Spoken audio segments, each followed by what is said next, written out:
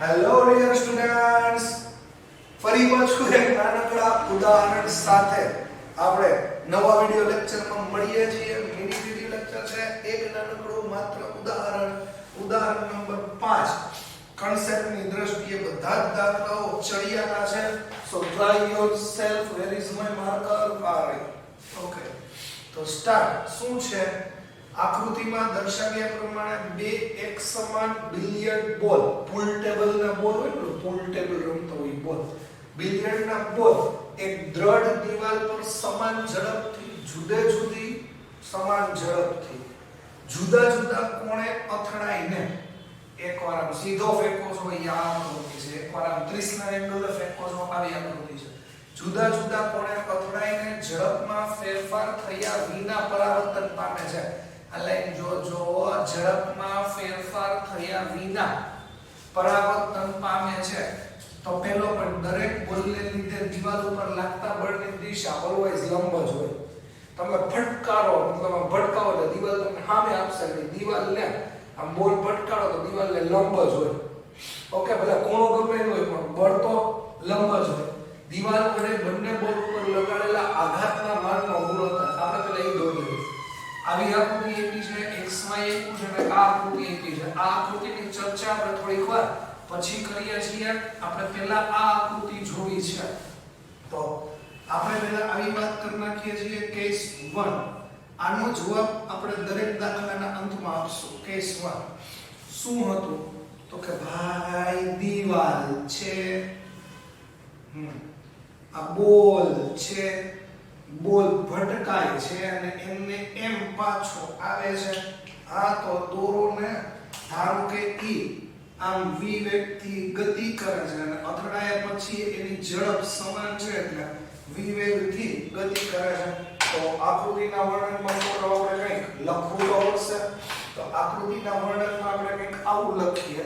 ધારો કે બોલ ધનેશ દિશામાં શબ્દશઃ લખીએ. ધારો કે બોલ ધન x દિશામાં v વેગથી ગતિ કરે છે. પછી તો કે અથડામણ બાદ ઋણ x દિશામાં v વેગથી ગતિ કરે છે. આમ જાય ધન v, આમ જાય e ઋણ v. તો આવી રીતે એ ગતિ કરે છે. પછી તમને એવું વિચારો, બિલિયર્ડ છે એટલે બોલનું કંઈક દળ હોય, તો બોલનું દળ સ્મોલ m છે. ઓકે, હવે તમારે શું કીધું છે? આઘાતના માનનો ગુણોત્તર. હવે આઘાત એટલે ઓલવેઝ વેગમાનમાં થતો ફેરફાર. આ મગજમાં સેટ કરી લેજો, ભૂલાય નહીં. આઘાત એટલે ઓલવેઝ વેગમાનમાં થતો ફેરફાર. યસ, તો વેગમાનમાં થતો ફેરફાર ગોતી લ્યો એટલે આઘાત મળી જાય. ઓકે, વેગમાનમાં થતો ફેરફાર એટલે તમારે ફરજિયાત વેગમાન જ લેવું પડે.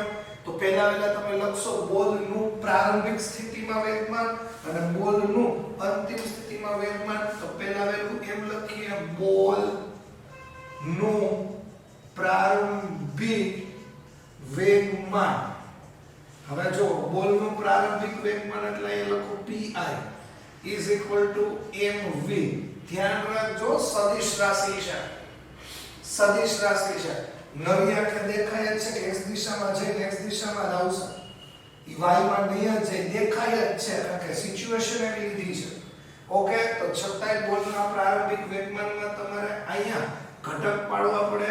એકવાર લખવાનું x દિશાનું વેગમાન, એકવાર લખવાનું y દિશાનું વેગમાન. તો અહીંયા લખાય px i, અથવા એક કામ કરો, નામ લખો pi x દિશાનું વેગમાન. તો m અહીંયા x દિશામાં વેગ છે બરોબર. pi અહીંયા y દિશાનું વેગમાન લખો, પણ y દિશામાં હાડું કઈ જાતું નથી. y દિશામાં કઈ વેગ જ નથી. આ x દિશામાં વેગ, y દિશામાં બોલ નથી જતો, x માં જ જાય છે. તો એલા y દિશાનું વેગમાન પ્રારંભિક 0. આ પ્રારંભિક વેગમાન x દિશામાં મળ્યું. સમીકરણ 1 કહી દયો, સમીકરણ નંબર 2 કહી દયો. વાતને સમજો મેં શું કીધું ઈ. પ્રારંભિક વેગમાન હતું, x દિશામાં પ્રારંભિક વેગમાન છે, y દિશામાં ગતિ જ નથી કરતું. આ p I x એવું ન લખો હોય તો px ઇનિશિયલ લખો તોય વાંધો નથી, અહીંયા py ઇનિશિયલ લખો તોય વાંધો નથી. આ બોલનું પ્રારંભિક વેગમાનની વાત થઈ ગઈ.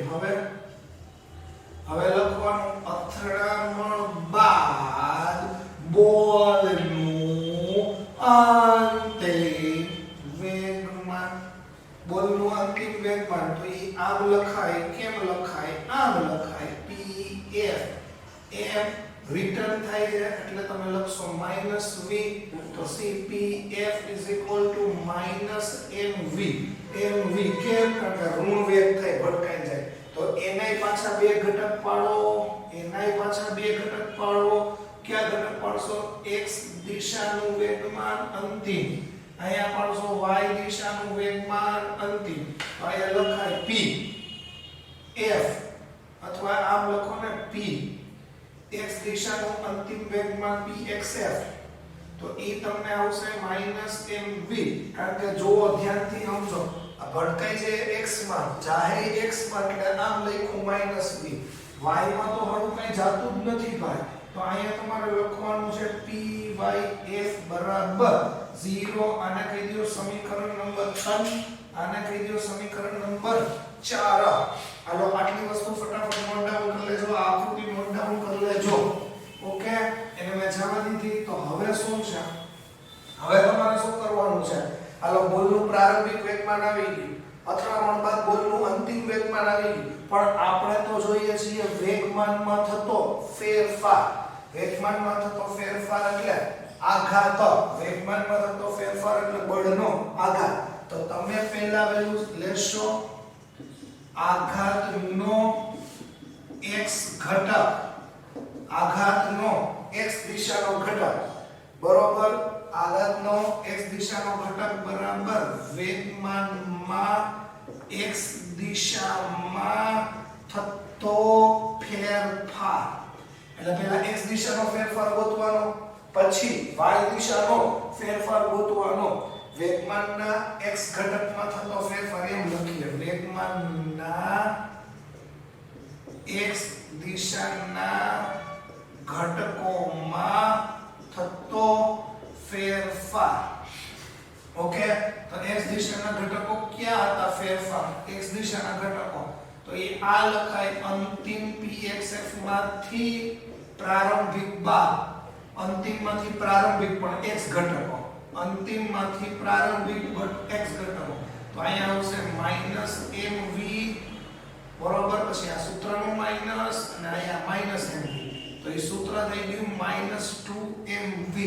એટલે આઘાતનો x દિશાનો ઘટક, આઘાતનો x દિશાનો ઘટક ઈ તમને મળી ગયું -2mv. એટલે x દિશામાં વેગમાનમાં થતો ફેરફાર, x દિશામાં વેગમાનમાં થતો ફેરફાર આટલો છે. સેમ કોપી માનો જોઈ, આઘાતનો y ઘટક ગોતવાનું નથી, એટલે અહીંથી આમ જાય તો x માં ફેરફાર થાય, y માં ફેરફાર થતો નથી, 0 જ હોય, પણ લખવું પડે.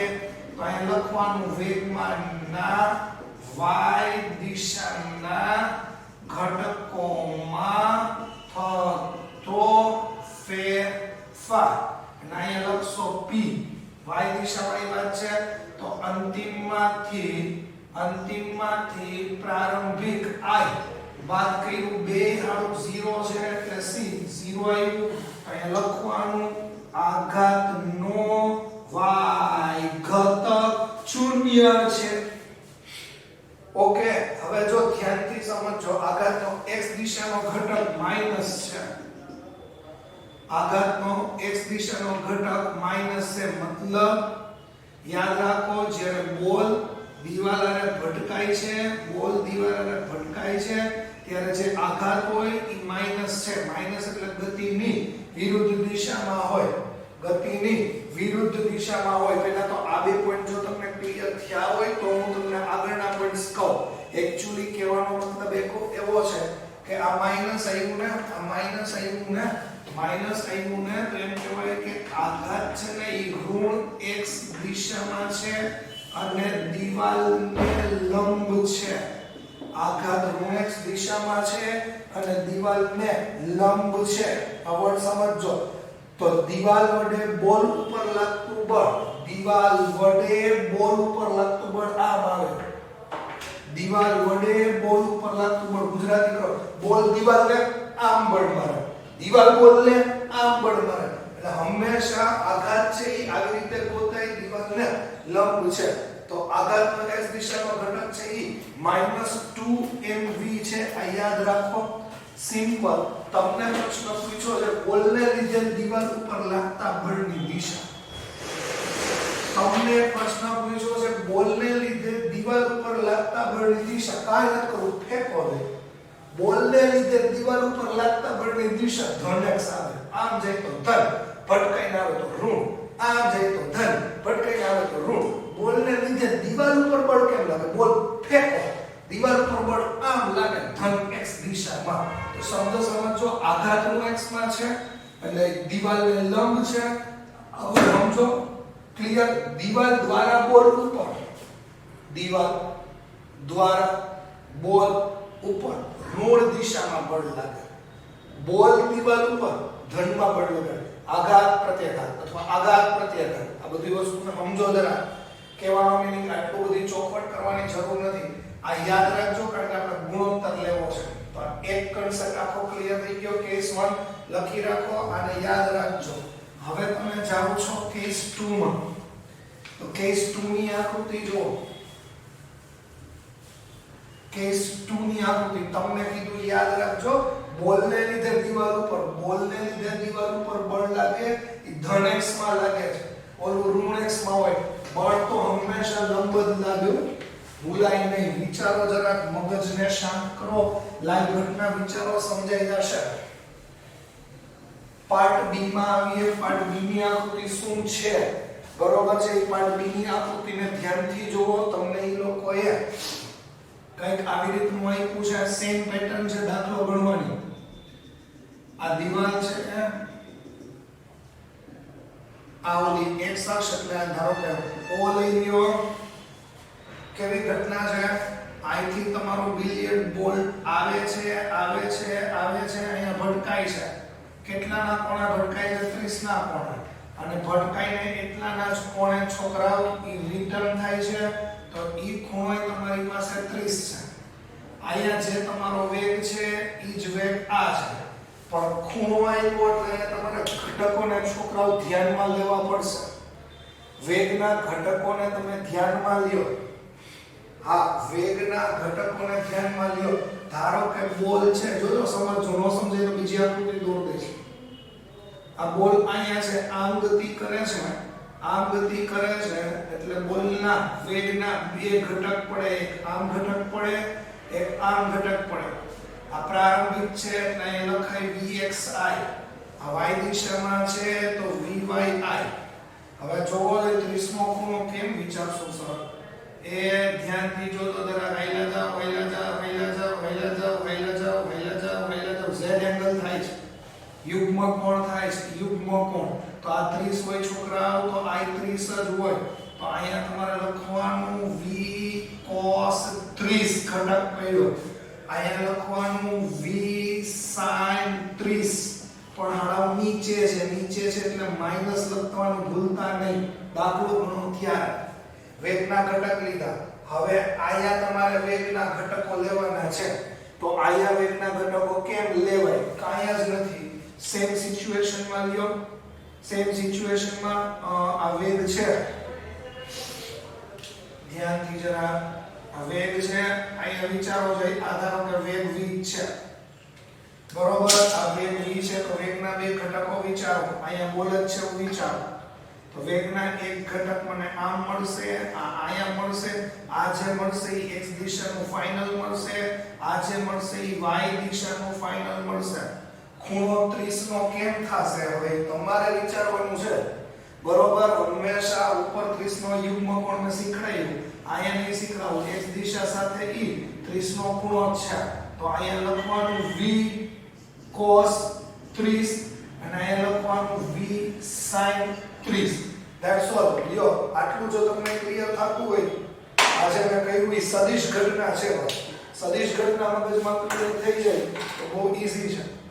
ઘટકો કોઈને ક્લિયર ન થયા હોય તો ઘટકો ગોતવાની એક બીજી ટેકનિક હું તમને કહી દઉં છું, જેનાથી તમને આઈડિયા રહે. ઉભા રહી પહેલા હું બીજી ટેકનિક કહું એ પહેલા તમને આટલી વસ્તુ ક્લિયર થવી જોઈએ. જો આટલી વસ્તુ ક્લિયર થાય તો સેમ આપણે આગળ વધીએ આઘાતનો x ઘટકમાં.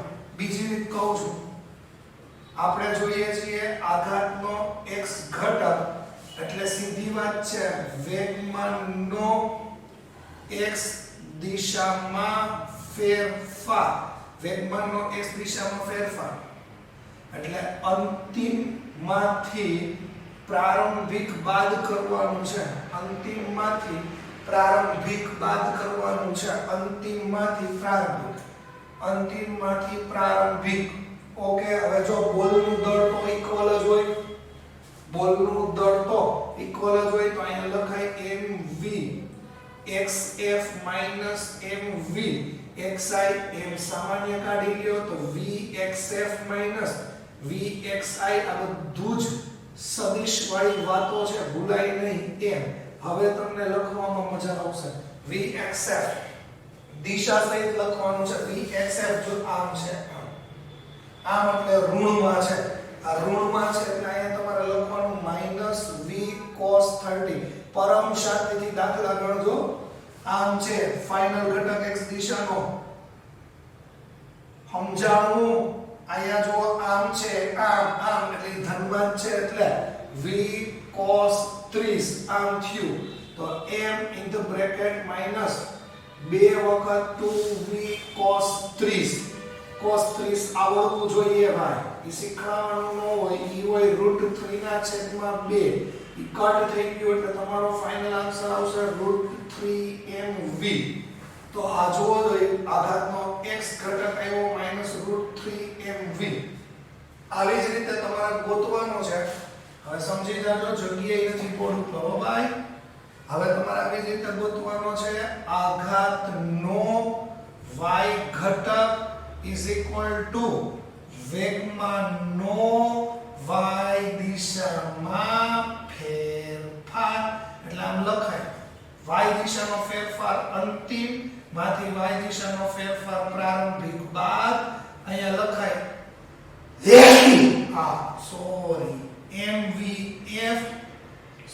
mv yf માંથી mv y આ બાદ કરવાનું. એમાંથી m સામાન્ય કાઢી લ્યો તો vyf ફાઇનલ માંથી vyi ઇનિશિયલ બાદ કરો. આ m છે vyf જો નીચે છે, નીચે છે એટલે લખવાનું -v sin 30 minus vyi નીચે છે છોકરા, નીચે છે એટલે લખાય માઈનસ. તો એ લખાય -v sin એક જ મિનિટ દેખાવું જોઈએ -v sin 30. લ્યો આવું કરી નાખો એટલે m -v sin 30 minus plus v sin 30. આ તો ધોરું થઈ ગયું એટલે y દિશાનો ઘટક, y દિશાનો વેગમાનનો ફેરફાર 0 આવ્યો. હવે તમને પહેલા કિસ્સા અને બીજા કિસ્સાનો ગુણોત્તર કીધો છે. તો પહેલા કિસ્સામાં આન્સર આવતો તો √2mv, બીજા કિસ્સામાં આન્સર છે √3mv. માનાંક લઈ લ્યો, મૂલ્ય લઈ લ્યો તો એ ચાલે. તો આન્સર આવ્યો -2/√3. ગુણોત્તર કીધો તો માનાંક લઈ લ્યો, માનાંક લઈ લેશો તો સી એક્ઝેક્ટ આન્સર છે. સોરી ઓનલી માઈનસ જ હતું અહીંથી. તો માઈનસ કટ થઈ જશે. 2/3 નું તમે વર્ગમૂળ કાઢી લ્યો એટલે એક્ચ્યુઅલી √2mv હતું, નો 2mv હતું સર. 2mv હતું તો અહીંયા તમારી પાસે 2√3 થશે અને 2√3 નો આન્સર એપ્રોક્સિમેટ 1.43 જેવું આવવું જોઈએ. સોરી 1.2 જેવું છે.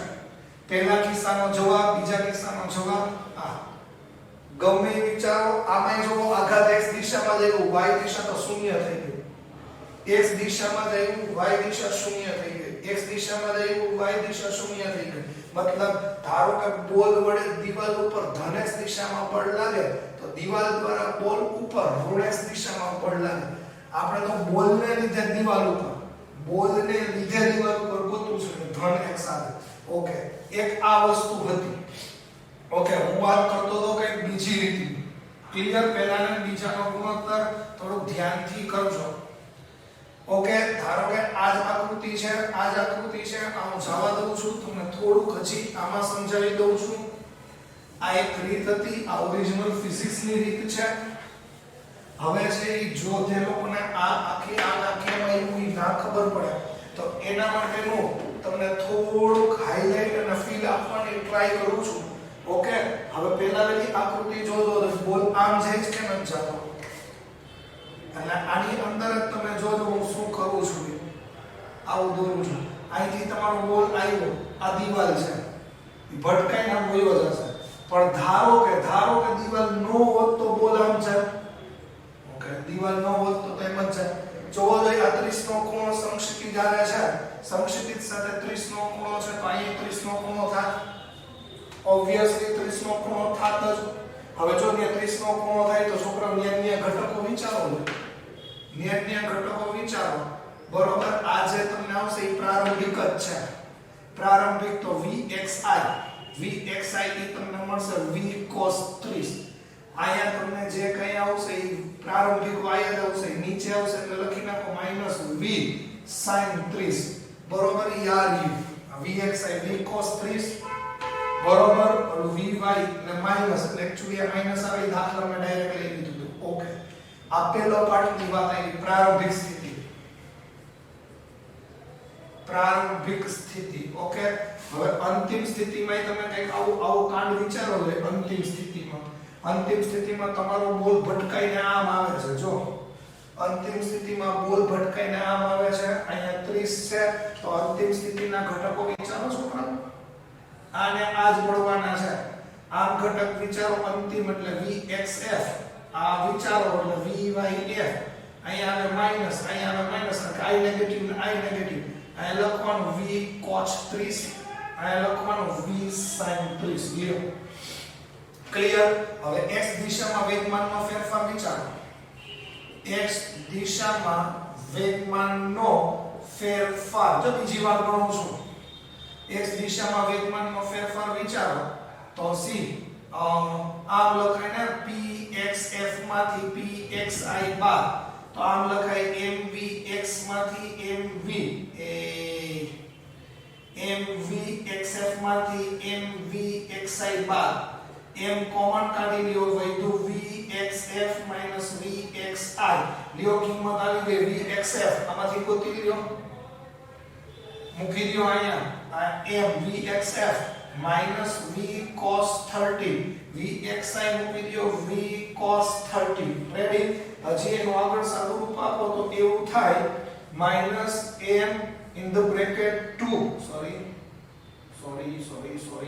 અહીંયા આવું થાય m -2v cos 30 એટલે આ થઈ ગયું -2mv cos 30 આ -2m cos 30 એટલે 1/2 1/2 નહીં હવે cos 30 યસ cos 30 એટલે છોકરાઓ √3/2 તો આ -√3mv આવ્યું x દિશાનો વેગમાનનો ફેરફાર ઓકે x દિશાના વેગમાનનો ફેરફાર તમને ખબર પડી ગઈ બીજી વાર ગણી દીધું તો સેમ આવી રીતે y દિશામાં વેગમાનનો ફેરફાર વિચારો છે y દિશાનો વેગમાનનો ફેરફાર એટલે આમ લખાય pfy pfy અને piy मतलब yf અને yi લખીએ pyf pyi આ હારું લાગે m કોમન પહેલેથી કાઢી લઉં છું તો vyf માંથી vyi સબટ્રેક્ટ બાદબાકી કરી નાખો હાલો vyf ગોતો vyf minus v sin 30 minus vyi minus v sin 30 આ માઈનસ માઈનસ પ્લસ થાય ઉડી જાય લાસ્ટ આન્સર 0 આવશે. આ બીજી રીત છે. આ હેલી પડે તો આ હેલી પડે તો આ, ખાલી કન્સેપ્ટ ક્લિયર કરવા માટે છે. સો હોમવર્કમાં 2 વાર લખીને તમારે મને આ મોકલવાનું છે. સો good bye, thank you very much.